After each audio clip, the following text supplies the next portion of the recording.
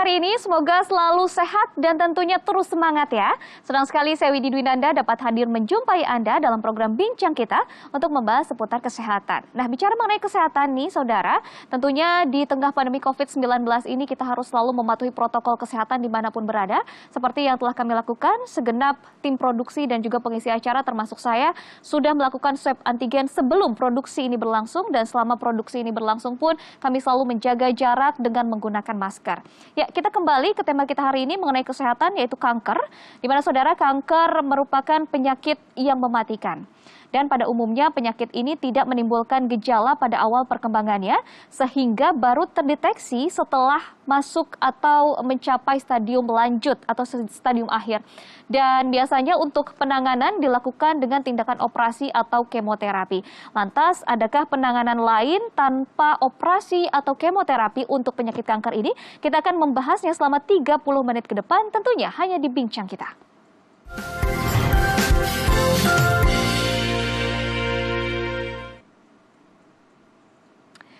Ya saudara, untuk membahas tema kita hari ini mengenai kanker, tentunya saya tidak sendiri, sudah ada dua praktisi kesehatan dari CMI telah hadir di studio. Ada Dr. Haidar Zain. Halo dokter, apa kabar? Halo Mbak Widi, alhamdulillah baik. Alhamdulillah. Dan juga ada Dr. Ira Dita Diantika. Halo Dr. Ira, apa kabar? Baik Mbak Widi, alhamdulillah. Alhamdulillah, ini narasumbernya juga sehat-sehat dan tentunya akan memberikan informasi yang menyehatkan begitu ya, yang bermanfaat untuk Anda saudara. Insya Allah. Nah, kita akan membahas mengenai kanker. Dokter, biasanya kanker itu kan muncul tiba-tiba begitu ya. Kadang orang kaget, loh kok ternyata sudah stadium lanjut begitu. Sebenarnya apa sih kanker itu dan kenapa bisa datang di manusia atau manusia itu bisa mengidap kanker? Oke. Sebetulnya munculnya kanker itu nggak secara tiba-tiba ya Mbak Widi ya. Jadi munculnya kanker itu sebenarnya proses yang cukup lama, 5-10 tahun lah kira-kira ya. Nah, 5-10 tahun ke belakang itu proses munculnya, namun mungkin baru dirasakan oleh sang pasien ya saat hari itu juga, saat ada benjolannya, seperti itu. Nah, memang tubuh kita tuh sebenarnya sangat tersusun secara rapih. Nah, unsur kimiawinya ini sangat tersusun. Nah, cuman pada pasien kanker ini ada ketidakseimbangan kimiawi, gitu, sehingga menyebabkan mutasi genetik yang abnormal. Yang biasa disebut dengan apa? Biasanya mutasi DNA, RNA seperti itu ya. Nah, fungsi DNA sendiri padahal dia untuk memerintah sel-sel untuk bekerja. Salah satunya untuk tumbuh dan berhenti tumbuh. Nah, pada kasus kanker itu, si DNA ini dia tidak memberikan perintah yang baik, sehingga sel yang seharusnya cukup sampai situ saja tumbuhnya. Nah, dia malah masih tumbuh terus-terus. Akhirnya kan jadi benjolan, kita bisa sebut dengan tumor. Nah, kalau misalkan dia sifatnya ganas, ini kita disebut dengan kanker, kayak gitu. Jika sudah ada perubahan gen seperti yang disebutkan oleh Dr. Haidar, apakah masih bisa sembuh atau dikembalikan seperti semula nih dok? Yang namanya semua penyakit pasti ada obatnya. Jadi tenang saja, untuk semua pasien kanker harus optimis, semangat, bisa sembuh karena ada obatnya. Jadi obatnya itu ya untuk mengembalikan unsur kimiawi seperti semula. Jadi kalau misalkan istilah anak zaman sekarang nih Mbak Widi, namanya install ulang. Oke, diinstal ulang tuh ternyata bisa ya? Iya, jadi DNA yang tadinya sudah error kodenya, nah kodenya diperbaiki supaya dia bisa mengembalikan sistem seperti semula. Kalau sistemnya udah baik, otomatis ya hardware-nya atau tubuhnya ini jalannya juga bakal lebih baik gitu. Tapi yang kita ketahui biasanya kalau pasien kanker kan identik dengan penanganan secara untuk operasi ya, atau pengangkatan tumor itu sendiri ataupun kemoterapi untuk kanker darah. Apakah tujuannya itu seperti apa sih sebenarnya? Oke, jadi tujuan untuk diambilnya atau dilakukan operasi itu yang pertama yaitu mengambil si benjolan tersebut agar tidak menghalangi fungsi tubuhnya. Sebagai contohnya misalkan berada di usus gitu ya Mbak, atau kanker di dalam usus. Kan kalau misalkan ada benjolan dan tidak diambil, itu kan akan menutupi jalannya pembuangan fesesnya, jadi tidak bisa berfungsi dengan baik. Nah, makanya dilakukan pengambilan atau dilakukan operasi tersebut agar fungsinya bisa kembali lagi normal. Kemudian ataupun di payudara, misalkan kan ada kalau biasanya sudah ada luka seperti itu ya Mbak ya. Kalau luka ingin diambil karena pengen estetiknya bagus ya bisa saja. Tapi itu tidak untuk menghilangkan atau menyembuhkan si kankernya tersebut gitu. Hanya mengambil rumahnya saja si kanker ini, seperti itu. Oke, berarti seberapa efektif sebenarnya untuk pengangkatan itu? Sebenarnya bukan efektif atau enggaknya ya, karena tadi kan untuk mengembalikan fungsinya. Jadi untuk sementara ya daripada pasiennya susah BAB, itu kan juga menderita pasiennya ya. Jadi dikurangi dulu lah gejala susah BAB-nya itu dengan cara operasi. Nah, namun tetap ada pengobatan yang untuk mengarah melawan ke akarnya. Karena kan akarnya sebenarnya bukan di benjolan itu, tapi ada di darah, di DNA yang tadi terjadi mutasi itu. Nah, ini dia nih yang harus diperbaiki seperti itu. Berarti memang harus juga yang ditangani itu sumbernya ya. Sedangkan betul. kalau operasi bisa dikatakan itu adalah penanganan yang sementara begitu. Karena bisa juga terjadi penyebaran kalau akarnya itu tidak disembuhkan begitu atau tidak diangkat sepenuhnya. Sedangkan kalau untuk operasi tidak bisa 100% diangkat sampai akar-akarnya atau bagaimana nih, Dok? Iya, karena kan tadi sudah disebutkan Dr. Haidar bahwa kanker ini sebenarnya awalnya ada di darah, akarnya ada di darah. Baik. Gitu. Jadi bukan si tumornya itu ya. Jadi mungkin pemirsa di rumah banyak sekali yang pernah dengar kalau misalkan setelah operasi kok muncul benjolan lagi. Dia menyebar kemana-mana begitu. Betul, karena ini bukan yang di atas itu bukan si penyebab akarnya ini. Jadi akarnya belum diatasi, makanya bisa tumbuh lagi seperti itu. Jadi ada penanganan lain selain operasi ataupun kemoterapi di CMI begitu ya? Seperti apa penanganannya? Untuk penanganan di CMI itu pertama itu kita tidak melakukan operasi dan tidak kemoterapi, itu yang pertama, Mbak. Kita memberikan obat kepada pasien yang harapannya adalah untuk mengembalikan lagi unsur-unsur yang tadi sudah tersusun rapi, kemudian kan karena pola hidup, gaya hidup, makanya dia ada perubahan, kemudian dikembalikan lagi, diinstal ulang lagi. Ya, itu ada di CMI seperti itu. Dengan menggunakan seperti apa? Dengan menggunakan metode Dr. Ibnu Sina. Oke, ya, kita sebutnya ini menarik nih. Ini ada metode Dr. Ibnu Sina. Mungkin ada juga yang akhirnya beranggapan metode Ibnu Sina apakah ini alternatif, pengobatan alternatif atau bagaimana? Bisa dijelaskan mungkin biar lebih clear lagi nih, Dok? Kalau mungkin perlu digarisbawahi dulu ya bahwa Dr. Ibnu Sina itu adalah dokter yang ada di abad 17 sebelum ada dokter-dokter sekarang ini ya.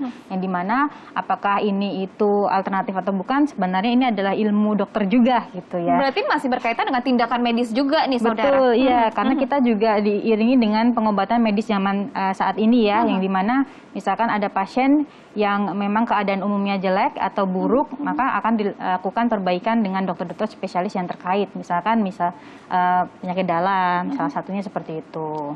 Berarti memang benar-benar terintegrasi. Betul sekali. Antara metode medis yang sekarang dilakukan dengan metode Ibnu Sina begitu ya. Ini sangat menarik sekali karena kita bisa gali lebih dalam lagi bagaimana keistimewaan dari metode Ibnu Sina ini dan bagaimana cara atau sistem penanganan untuk penyakit kanker melalui metode Ibnu Sina. Kita akan gali lebih dalam usai jeda. Jangan kemana-mana, tetaplah bersama kami.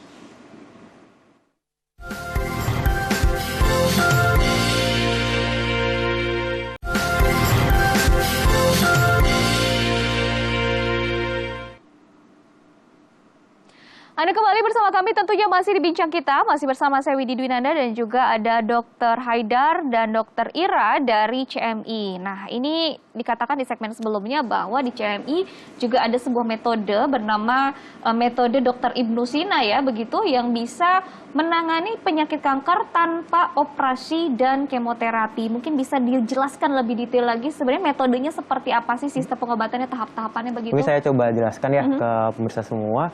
Jadi untuk metode pengobatannya seperti apa, kita kembalikan lagi kepada penyebabnya apa. Nah, jadi penyebab kanker ini kan tadi seperti yang saya bilang, bahwa ada ketidakseimbangan unsur kimia di dalam tubuh, sehingga menyebabkan adanya mutasi genetik atau mutasi dari DNA atau RNA seperti itu. Nah, ini yang kita perbaiki, jadi bukan hanya memperbaiki benjolannya saja gitu. Nah, bukan kita mengangkat saja. Jadi kita ke akarnya, jadi memperbaiki akarnya, seperti istilahnya menginstal ulang yang tadi sudah saya bilang. Nah, itu dengan cara apa? Dengan cara pasien sebenarnya tidak perlu operasi gitu, jadi cukup minum obat. Jadi cukup minum obat. Yang memang diformulasikan khusus untuk si pasien itu ya? Betul, jadi untuk setiap pasien karena kan kondisi darahnya itu berbeda, jadi ketidakseimbangan kimiawinya juga berbeda di dalam tubuh. Jadi inilah uniknya, jadi setiap pasien itu unik, jadi untuk obatnya juga unik. Jadi dia itu personalize ya, untuk setiap pasien itu berbeda seperti itu. Jadi dipastikan bahwa formula yang diberikan kepada pasien satu dengan pasien yang lainnya itu pasti berbeda karena Pasti kondisi berbeda. darahnya juga berbeda meskipun Betul. penyakitnya sama ya dok ya. Betul. Nah untuk efek sampingnya ini kan memasukkan obat ibaratnya ya di dalam tubuh. Apakah ada efek samping seperti kalau kemoterapi mual-mual atau bagaimana begitu? Jadi mungkin yang ditakutkan oleh pemirsa di rumah sekalian adalah efek samping dari suatu pengobatan seperti itu ya. Nah, karena ini sesuai yang tadi sudah saya bilang, obatnya ini dia personalized. Jadi disesuaikan kondisi tubuh dari pasien. Jadi untuk efek sampingnya sendiri itu sangatlah minimal. Bahkan banyak yang pasien merasa nyaman dengan obat ini. Mungkin kalau dibilang efek sampingnya apa, yang sering dibilang oleh pasien itu adalah nyeri. Nah, di sini saya mau menjelaskan kenapa nyeri itu bisa muncul sih pada pasien yang minum obat kita. Jadi kita anggap aja nih, yang namanya benjolan atau kanker itu kan dari tubuh kita sendiri. Nah, misalkan tubuh kita tuh dilukai, di kulit aja contohnya di sini ya, di kulit digores, terasa sakit nggak? Pasti sakit. Sakit. Begitu juga kalau si kanker yang mana ini adalah bagian dari tubuh kita sendiri itu dirusak, jelaslah sakit seperti itu. Nah, apalagi juga di sini ibaratkan tadi kan ada istilah install ulang ya. Nah, yang sistemnya tadi udah rusak dan tubuh kita terbiasa dengan kerusakan itu, terus dicoba lebih disiplin lagi, dicoba dikembalikan seperti semula lagi, otomatis tubuh jadi kayak merasa melawan gitu ya, jadi keluar dari zona nyaman gitu istilahnya. Nah, keluar dari zona nyaman ini yang membuat rasa nyerinya itu. Tapi jangan khawatir kalau rasa nyeri ini bisa diatasi dengan obat-obatan anti nyeri atau analgesik seperti itu. Ini yang menariknya nih. Untuk pengobatan tersebut apakah hanya ada di CMI atau bagaimana dokter? Jadi sesuai dengan saat ini ilmu kedokteran kan selalu berkembang nih Mbak gitu kan, dan dia berupaya untuk mencari atau memberikan terapi yang terbaik untuk pasien, dan ini sebenarnya tidak hanya ada di Indonesia saja, nggak ada di CMI aja, tapi di luar negeri juga sudah diterapkan seperti itu. Nah, apakah ini sesuai dengan medis saat yang berada di Indonesia? Itu sesuai karena kan beliau juga dokter gitu, karena beliau Dr. Ibnu Sina ini kan juga dokter. Dan ilmunya juga sesuai dengan ilmu medis saat ini dan sesuai dengan PPRI 103 tahun 2014 gitu. Kita sudah diarahkan bahwa pengobatan itu kalau misalkan ada pengobatan penyerta lainnya yang mampu untuk menunjang kesehatan pasien, maka bisa dilakukan. Jadi tidak akan bentrok ya dengan pengobatan medis yang sekarang mungkin sudah berjalan. Iya begitu? Mbak, betul. Karena kan kami juga membuka mitra ya, ada mitra dokter-dokter di tempat lain ya, seperti ya di Kalimantan, di Sumatera, di Papua, itu kan juga ada mitra-mitra kami yang mana dokternya itu juga mengontrol pasien-pasien kami yang berada di sana gitu. Jadi tidak obatnya hanya obat dari sini, tapi juga ada pengontrolan obat dari dokter-dokter tersebut. Misalkan memang ada ternyata pasien tidak mau makan nih, perlu untuk perawatan asupan nutrisi nih, berarti kan perlu dokter spesialis juga yang ikut andil seperti itu. Dan itu kami juga ada mitranya di kota-kota tertentu. Tapi ada kemungkinan tidak sih obat yang memang sudah diberikan, yang sudah dikonsumsi, tapi ternyata bahan-bahannya itu tidak cocok dengan obat yang dikeluarkan oleh CMI begitu? Apakah ada penyesuaian juga atau bagaimana? Sejauh ini tidak ada, karena kan di-customize sesuai dengan tubuh si pasien. Dan ada riwayat medisnya juga ya, pengobatan-pengobatan apa yang sudah dilakukan begitu? Betul. Hanya saja obat ini tidak bisa digabungkan dengan kemoterapi gitu. Karena kan kalau berbeda sistemnya gitu. Kalau kemoterapi kan dia kan untuk mencari sel kanker, tapi juga dia merusak beberapa yang sinyalnya sama dengan sel kanker ini gitu. Sedangkan kalau dari CMI sendiri itu terprogram gitu. Dia hanya terfokus pada memperbaiki unsur kimiawinya, dan asalkan kalau kimiawinya sudah membaik nih sesuai semula, pasti kan yang tadinya ada perubahan gen akan kembali lagi juga Mbak gitu. Nggak akan ada nutrisi untuk sel kanker tersebut. Baik, kemoterapi kan biasanya dilakukan berkali-kali ya, secara berulang. Lalu ketika ingin pindah ke CMI mungkin penanganannya, apakah harus ada jeda dulu panjang atau bagaimana nih dok? Untuk jangka dari misalkan berhenti dari kemoterapi untuk menggunakan metode Dr. Ibnu Sina, minimal ada jangka 2 minggu. 2 minggu. Karena kan setelah kemoterapi ada beberapa sel-sel normal yang mati ya, seperti misalkan sel rambut, sel kuku, sel kulit seperti itu. Nah, kita beri waktulah dulu untuk mereka supaya beregenerasi terlebih dahulu. Jadi nanti untuk obat dari metode Ibnusina ini tidak bekerja 2 kali gitu. Jadi supaya fokus ke yang sel kankernya aja gitu. Baik, itu kan dari kemoterapi. Lalu bagaimana dengan operasi pengangkatan? Begitu, apakah masih bisa berjalan?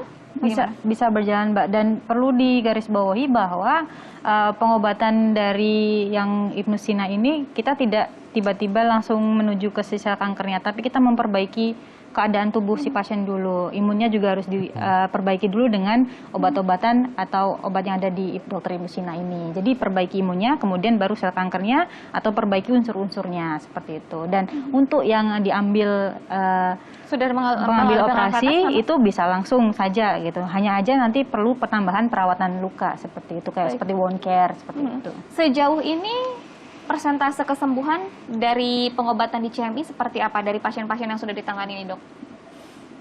Kalau untuk persentase kesembuhan sendiri, kita kan memang sudah ada dari 2008 ya. Nah, kurang lebih 12.000 pasien dan kurang lebih sebanyak 80% pasien mengeluhkan kalau sembuh dari kanker seperti itu. Jadi dilihat 5-10 tahun setelah minum obat, tidak ada pertumbuhan kanker lagi seperti itu. Dan memang terapi dari metode Ibnusina ini bisa dihentikan ketika sudah bersih 100%. Betul, bisa. Begitu. Jadi nggak diminum tidak seumur hidup. ketergantungan ya. Betul. Baik, wah ini menarik sekali nih tentunya. Saudara ingin mengetahui lebih dalam mengenai metode Ibnusina ini untuk pengobatan penyakit kanker. Kita akan gali usai jeda ya. Kita akan jeda dulu sejenak. Jangan kemana-mana, tetaplah bersama kami.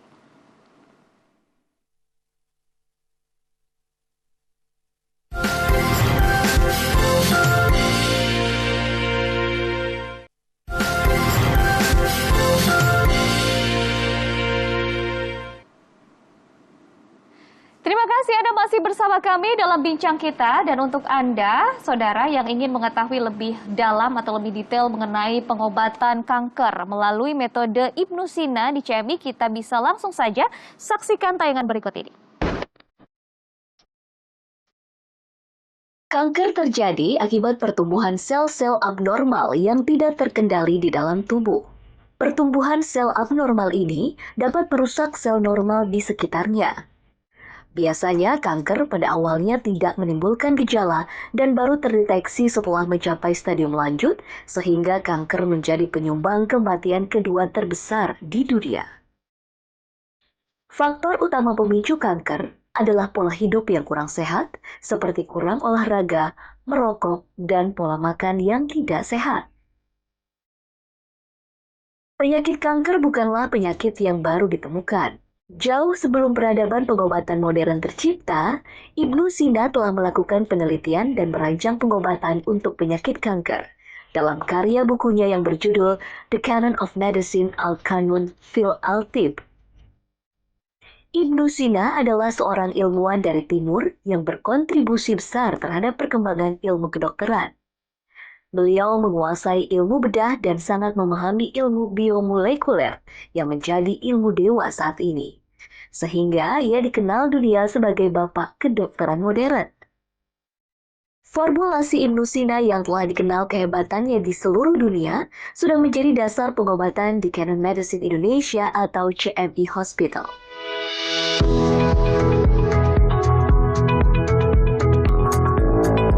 CMI Hospital yang sebelumnya dikenal dengan nama GS Setra ini berlokasi di Kota Bandung, Jawa Barat, tepatnya di Jalan Tubagus Ismail 7, nomor 21. Berdiri tahun 2008 lalu dengan tujuan untuk memberikan pelayanan kesehatan yang lengkap dan terjangkau. Pengobatan CMI mengusung dua keilmuan besar, yaitu ilmu kedokteran modern dan ilmu kedokteran komplementer dari timur berdasarkan buku The Canon of Medicine Al-Qanun fil Al-Tib karya Ibnusina. Dengan mengadopsi metode pengobatan komplementer kedokteran klasik timur berbasis formula Ibnusina yang terintegrasi dengan metode konvensional kedokteran modern, dapat memberikan tingkat kenyamanan pasien lebih tinggi, minim efek samping, dan tanpa tindakan invasif. Penggabungan atau integrasi yang serasi inilah yang membawa tingkat kesembuhan pasien lebih tinggi dan kualitas hidup pasien meningkat. Setiap pasien yang datang akan diperiksa oleh para dokter dan dilakukan pemeriksaan penunjang medis yang diperlukan untuk menegakkan diagnosis pasien. Para dokter akan memberikan informasi yang lengkap mengenai diagnosis pasien dan memberikan berbagai pilihan terapi yang ada saat ini. Pasien yang ingin mengetahui informasi lebih dalam mengenai formula Ibnusina akan dirujuk ke BPT GR Setra dan melakukan konsultasi dengan para konsultan komplementer kami yang profesional dan berpengalaman. Penggabungan atau integrasi yang serasi inilah yang membawa tingkat kesembuhan pasien lebih tinggi dan kualitas hidup pasien meningkat. Untuk memberikan pelayanan terbaik kepada masyarakat, CMI Hospital telah dilengkapi dengan fasilitas medis seperti laboratorium, tenaga dokter ahli, ruang rawat jalan, dan ruang rawat inap, serta memiliki instalasi farmasi medis dan komplementer yang lengkap. Pelayanan CMI mencakup pelayanan konsultasi medis, konsultasi komplementer, diagnostik laboratorium klinik, pengobatan modern, dan pengobatan klasik timur berbasis formula Ibnusina. Keberadaan laboratorium yang dilengkapi dengan peralatan mutakhir dan komprehensif sebagai sarana penunjang medis untuk diagnosis, serta sebagai kontrol pengobatan yang dilakukan pasien, sehingga perkembangan terapi pasien dapat terpantau dengan baik. Biasanya metode pengobatan pasien kanker saat ini dengan operasi, kemoterapi, atau radiasi. Namun, pengobatan tersebut memiliki efek samping dan juga membutuhkan biaya yang besar. Di klinik utama CMI, metode untuk pengobatan penyakit kanker sudah dibuat dengan sistematis berdasarkan ilmu konon karya Ibnusina. Pemberian racikan obat formula Ibnusina harus disesuaikan dengan hasil diagnosa dokter ahli di CMI Hospital. Untuk pasien penderita kanker, formula Ibnusina memiliki kemampuan untuk memutuskan sel-sel kanker, sehingga pasien dapat sembuh tanpa kemoterapi ataupun operasi. Jadi setelah diagnosa tegak ya, setelah pemeriksaan laboratorium, kita juga harus tahu tinggi badan pasien, berat badan pasien, dan golongan darahnya. Karena dari situlah dasarnya tim farmasi kita bisa meracik obat sesuai dengan kebutuhan pasien. Formula Ibnusina ini dia bekerja dalam hitungan detik, di mana kanker itu sendiri menyebar dalam hitungan menit. Jadi obat ini dirancang bekerja sangat cepat dan terprogram. Dia cepat dan terprogram. Jadi kecepatannya juga oke, lalu terprogramnya itu dia tidak akan merusak sel yang masih normal. Dia hanya merusak sel kanker saja, karena memang dirancang pasangan obat itu adalah sel kanker. Sehingga pasien itu merasa lebih nyaman. Klinik utama CMI yang memberikan terapi medis yang menggabungkan ilmu kedokteran modern dan komplementer berbasis formula Ibnusina dapat membawa tingkat kesembuhan pasien hingga 80%. Sehingga klinik utama CMI menjadi incaran pengobatan para pasien penyakit kanker. Saya menderita kanker sejak 2017. Saya awal datang ke CMI itu kondisi payudara kanan saya tuh besar ya, membengkak. Jadi kalau dibuat beraktivitas untuk pegang atau mengangkat sesuatu itu agak sedikit nyeri. Akhirnya selama 2 bulan diterapi, kemudian minum obat dari CMI, kondisi payudara saya sudah mulai hampir sama seperti yang sebelah kiri, kemudian sudah mengecil. Jadi temukan obat yang tepat di CMI karena metodenya itu kalau menurut saya sangat logik dan bisa diterima di akal ya.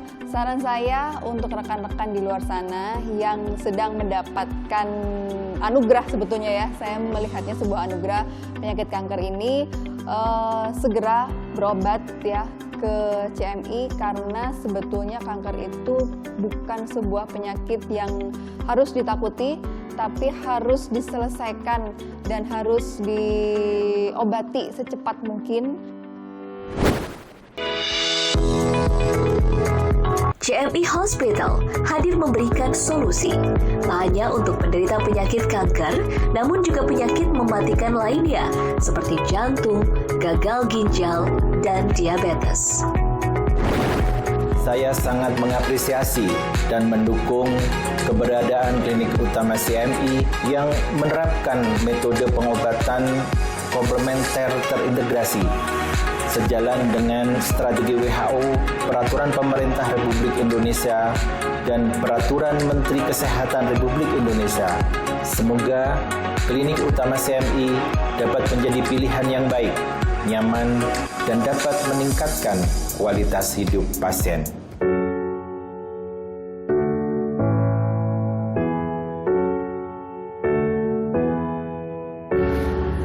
Harapan saya untuk klinik CMI ke depannya, klinik ini maju dan menjadi klinik komplementer terintegrasi terbaik di Indonesia.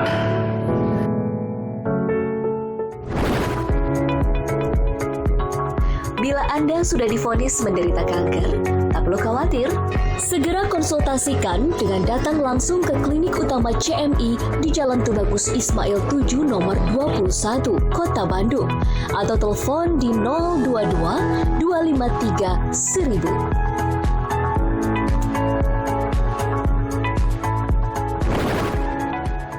Ya saudara, melalui tayangan tadi kita sudah lebih mengenal bagaimana metode dari Dr. Ibnu Sina diterapkan di CMI, dan tentunya ini akan memberikan sebuah pencerahan ya, terutama bagi Anda mungkin yang sudah kalau dengar kata kanker begitu sudah ada di tubuh kita, pasti psikisnya langsung down begitu. Jadi aduh kayaknya sudah menyerah. Jangan menyerah, karena memang solusi sudah bisa Anda dapatkan dari manapun, dan ini juga terintegrasi begitu dengan tenaga medis yang lain begitu ya dok ya. Ini sudah di segmen terakhir, berarti kita harus pamit undur diri, tapi sebelumnya mungkin ada yang ingin disampaikan kembali nih, yang ingin ditekankan kembali oleh dokter kepada saudara dimanapun Anda berada. Oke, mungkin sedikit pesan untuk pemirsa sekalian. Nah, jangan patah semangat, karena semua penyakit itu pasti ada obatnya. Dan kepada seluruh dokter-dokter dan rekan tenaga medis yang ada di Indonesia, bahkan seluruh dunia, Indonesia. Mari kita terus belajar untuk mengembangkan ilmu sehingga pasien-pasien bisa mencapai tingkat kesembuhan yang lebih baik lagi, seperti itu. Jadi memang CMI ini membuka mitra juga ya, agar bisa terkoneksi bukan hanya di area Jawa saja. Mungkin ada kesulitan yang ingin datang ke Bandung karena jauh. Betul. Apalagi sekarang pandemi tidak mungkin untuk lintas provinsi begitu. Ini juga ada solusinya begitu ya dok ya. Baiklah, tidak terasa nih 30 menit sudah berlalu, lengkap sudah informasi kita pada hari ini. Berarti waktunya kita bertiga pamit undur diri dari hadapan Anda. Sebelumnya terima kasih banyak atas waktunya Dr. Ira dan juga Dr. Haidar. Sama-sama. Saya Widi Dwinanda pamit undur diri, dan untuk Anda jangan lupa untuk terus menerapkan protokol kesehatan dimanapun Anda berada. Sampai jumpa dan selamat beraktivitas kembali. Terima kasih banyak.